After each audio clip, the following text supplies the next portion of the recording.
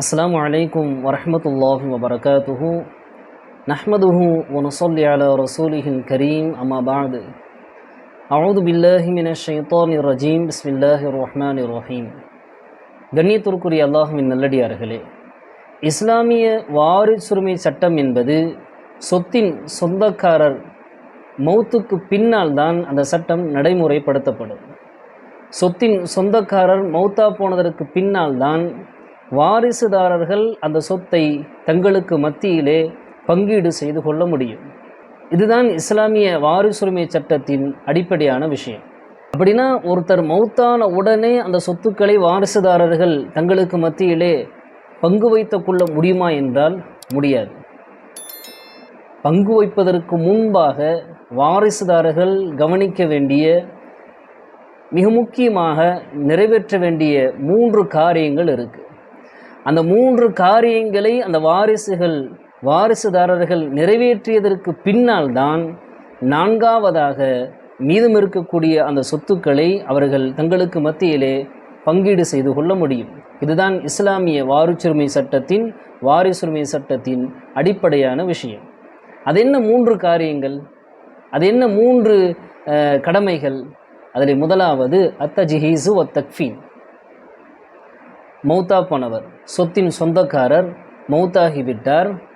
முதல்ல என்ன செய்யணும்னா, அவரை நல்ல முறையில் கஃபன் தஃபன் செய்வதற்கான, நல்ல முறையில் நல்லடக்கம் செய்வதற்கான செலவை அவர் விட்டு சென்ற சொத்திலிருந்து எடுத்து அதற்கான அவருடைய நல்லடக்கம் செய்வதற்கான ஏற்பாடுகளை நாம் செய்ய வேண்டும்.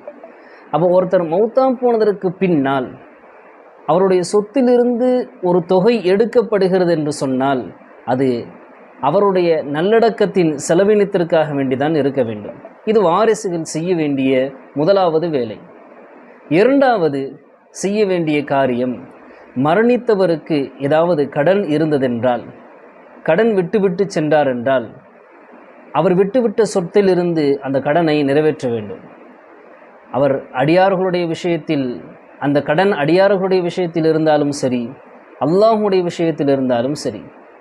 அது என்ன அல்லாஹுடைய விஷயத்தில் கடன் அப்படி என்றால், அவர் உயிரோடு இருக்கும் பொழுது தன்னுடைய சொத்துக்களுக்கு ஜக்காத்து கொடுக்காமல் இருந்திருப்பார். ஜக்காத்து கொடுக்காமலேயே மரணித்து விட்டார். இப்போ வாரிசுகள் அவர் விட்டு சென்ற சொத்திலிருந்து அவர் நிறைவேற்றாமல் விட்டுவிட்ட அந்த ஜக்காத்தை நிறைவேற்ற வேண்டும். ஹயாத்தாக இருக்கும் பொழுது ஹஜ்ஜு கடமையாயிருச்சு, ஆனால் அவர் ஹஜ்ஜு செய்யலை, மௌத்தாயிட்டார். இப்போ சொத்து இருக்குது, வாரிசுகள் அவருக்கான ஹஜ்ஜை, அவர் தவறவிட்ட அந்த ஹஜ்ஜை நிறைவேற்ற வேண்டும். 3வது நேர்ச்சை. அவர் ஏதாவது உயிரோடு இருக்கும் பொழுது நேர்ச்சை செய்திருந்தால் அந்த நேர்ச்சியை நிறைவேற்றாமல் மௌத்தாயிட்டார் இருப்பார். வாரிசுகள் அந்த நேர்ச்சியை நிறைவேற்ற வேண்டும். சில சஹாபாக்கள் நபி ஸல்லல்லாஹு அலைஹி வஸல்லம் அவங்கள்ட்ட வந்து கேட்டாங்க, யா ரசூலல்லாஹ், என்னுடைய சகோதரரை ஹஜ்ஜை நேர்ச்சை செய்திருந்தார்கள், என்னுடைய தாய் ஹஜ்ஜை நேர்ச்சை செய்திருந்தார்கள், ஆனால் மௌத்தாயிட்டாங்க, அந்த நேர்ச்சியை நிறைவேற்றலை, நான் உங்களுக்காக வேண்டி ஹஜ்ஜு செய்யலாமான்னு நிறைய சஹாபாக்கள் கேட்கும் பொழுது நபி ஸல்லல்லாஹு அலைஹி வஸல்லம் சொல்லுவாங்க, அவங்களுக்கு கடன் இருந்து அந்த கடனை அவர்கள் சார்பாக நீங்கள் நிறைவேற்றினால் அது கூடுமா, அது ஏற்றுக்கொள்ளப்படுமா? அப்படின்னா அது ஏற்றுக்கொள்ளப்படும் என்றால் அவர்களுக்கு பகரமாக நீங்கள் ஹஜ்ஜு செய்வதும் ஏற்றுக்கொள்ளப்படும். நபி ஸல்லல்லாஹு அலைஹி வஸல்லம் சொன்னாங்க, சில தவறுகளுக்கு மார்க்கம் கஃபாரா என்கிற குற்ற பரிகாரங்கள் செய்ய சொல்கிறது. ஒருவேளை அவர் உயிரோடு இருக்கும் பொழுது இந்த கஃபாரா அவர் மீது வாஜிபாகி இருந்ததென்றால், அந்த கஃபாராவை நிறைவேற்றாமல் மௌத்தாகி இருந்தால் வாரிசுதாரர்கள் அந்த கஃபாராவை, அவர் மீது இருக்கக்கூடிய அந்த கஃபாராவை நிறைவேற்ற வேண்டும். அப்போ பொருளாதார ரீதியாக அல்லாஹ்வுக்கு செய்ய வேண்டிய கடமைகளில் குறை வைத்திருந்தால் வாரிசுதாரர்கள் அதை நிறைவேற்ற வேண்டும். அடியார்களுக்கு செய்ய வேண்டிய கடமைகளில் குறை வைத்திருந்தாலும், அவர் குறை வைத்த நிலையில் மரணித்திருந்தால் அந்த கடமைகளையும் அவர் நிறைவேற்ற வேண்டும். அது அவர் மரணித்த பின்னரும் கூட அவருடைய பொறுப்பில் இருந்து கொண்டே இருக்கும், எப்போது வரை அந்த கடனை வாரிசுதாரர்கள் நிறைவேற்றுகிற வரை. இப்போ சொத்து இருக்குது, ஒரு சொத்து இருக்குது, ஆனால் என்னென்னா அந்த மொத்த சொத்தும் கடனை நிறைவேற்றுவதிலே காலியாயிரும். வாரிசுதாரர்களுக்கு 1 ரூபா கூட மிஞ்சாது என்கிற நிலை இருந்தாலும் அவருடைய பொறுப்பில் இருக்கக்கூடிய கடன் முழுமையாக நிறைவேற்றப்படுகிற வரை அவர் சுவனம் நுழைய முடியாது. நமக்கெல்லாம் தெரியும், கடனுடைய விஷயத்தில் மார்க்கம் நம்மை எப்படியெல்லாம் எச்சரிக்கை செய்கிறது என்று. யுஃபருலி ஷஹீது குல்லு தம்பின் இல்லத்தைன், நபி ஸல்லல்லாஹு அலைஹி வஸல்லம் சொன்னாங்க, ஒரு ஷஹீது அவருக்கு அல்லாஹ்விடத்தில் எவ்வளவு பெரிய அந்தஸ்து, அல்லாஹுக்காக வேண்டி, அல்லாஹுடைய தீனுக்காக வேண்டி, அல்லாஹுடைய பாதையில் போய் தன்னுடைய உயிரை தியாகம் செய்த உயிர் தியாகி, அல்லாஹ்விடத்தில் எவ்வளவு பெரிய அந்தஸ்து. நபி ஸல்லல்லாஹு அலைஹி வஸல்லம் சொல்கிறாங்க, அவருக்கு எல்லா பாவங்களும் மன்னிக்கப்படும், இல்லத்தைன், கடனை தவிர. கடன் இருந்தால் ஒரு ஷஹீது கூட அவருடைய பாவம் மன்னிக்கப்படாது, அவர் சொர்க்கம் போக மாட்டார்னா நம்மை போன்ற சாதாரண மனிதர்கள் எல்லாம் எம்மாத்திரம்.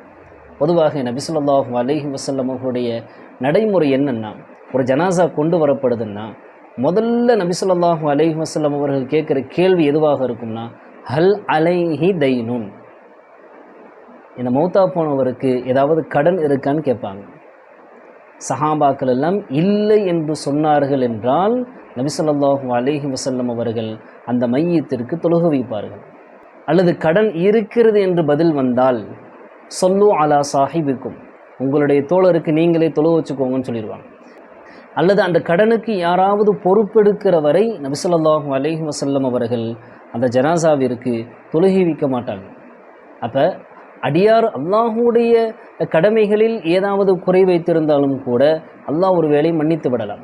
ஆனால் அடியார்களுடைய விஷயத்தில் குறை வைத்து விட்டோம் என்று சொன்னால் அவர்கள் மன்னிக்கிற வரை அல்லாஹ் மன்னிக்க மாட்டார்.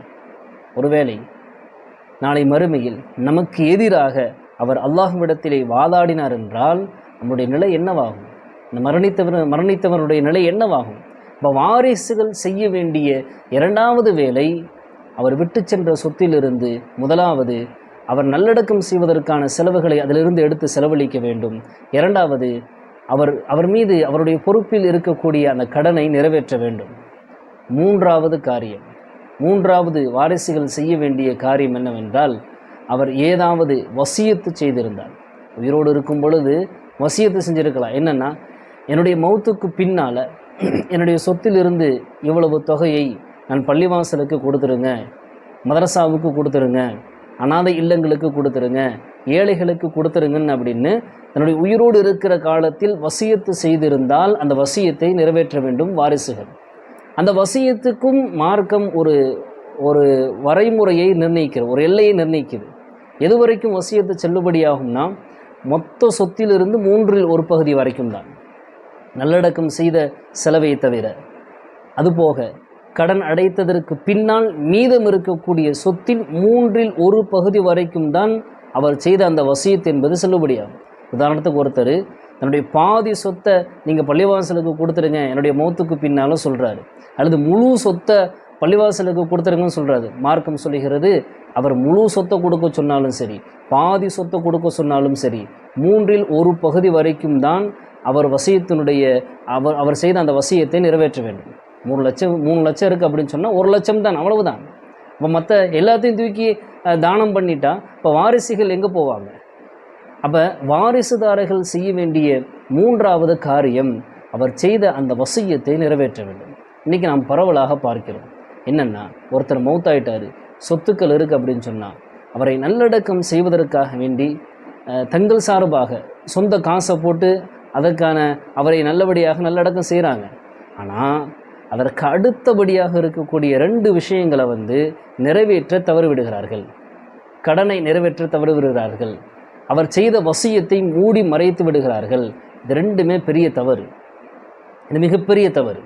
அல்லாஹ் தஆலா திருக்குரானில் வாரிசுரிமை சட்டங்களை சொல்லி கொண்டு வரும் பொழுது, இன்னாருக்கு இந்த சூழ்நிலையில் இவருக்கு இவ்வளவு பங்கு கிடைக்கும் என்று சொல்லும் பொழுது அல்லாஹ் கடைசியாக ஒரு வார்த்தையை சேர்ப்பான். மின்பாதி வசியத்தி யூசா பிஹா ஔதைன், மின்பாதி வசியத்தின் தூசூன பிஹா ஔதைன். அவர் செய்த வசியத்திற்கு பின்னால், அவர் செய்த வசியத்து நிறைவேற்றப்பட்டதற்கு பின்னால், அவருக்கு இருக்கக்கூடிய கடன் நிறைவேற்றப்பட்டதற்கு பின்னால் தான் உங்களுக்கு இவ்வளவு பங்கு அப்படின்னு அல்லாஹ் சொல்கிறான். அப்போ கடன் நிறைவேற்றப்படாத வரை, அவர் செய்த வசியத்து நிறைவேற்றப்படாத வரை வாரிசுதாரர்கள் சொத்துக்களை பங்கு வைக்க முடியாது. இப்போ இந்த 3 விஷயங்கள் 3 காரியங்களை நிறைவேற்றியதற்கு பின்னால் ஏதாவது மீதம் சொத்துக்கள் இருந்தால் அல்லாஹ் சொன்னதின்படி ஷரீஅத்தின் முறைப்படி வாரிசுதாரர்கள் தங்களுக்கு மத்தியிலே பங்கு வைத்து கொள்ள முடியும். இதுதான் இஸ்லாமிய வாரிசுரிமை சட்டம். இதுதான் இஸ்லாமிய வாரிசுரிமை சட்டம். இன்னொரு விஷயத்தையும் கவனிக்கணும். இப்போ சொத்துக்கள் பங்கு வைக்கப்பட்டுருச்சு, எல்லாம் யார் யாருக்கு எவ்வளவோ ஷரீஅத்தின் முறைப்படி எல்லாம் பங்கு வச்சு அவங்க எடுத்துகிட்டு போயிட்டாங்க. ஆனால் பங்கு வைக்கப்பட்டதற்கு பின்னால் மௌத்தா போனவருக்கு கடன் இருக்குதுன்னு தெரிய வருது. இப்போ இந்த சூழ்நிலையில் என்ன செய்ய வேண்டும்? மறுபடியும் பங்கு வைக்கணுமா அப்படின்னா மறுபடியும் பங்கு வைத்து தான் ஆக வேண்டும்.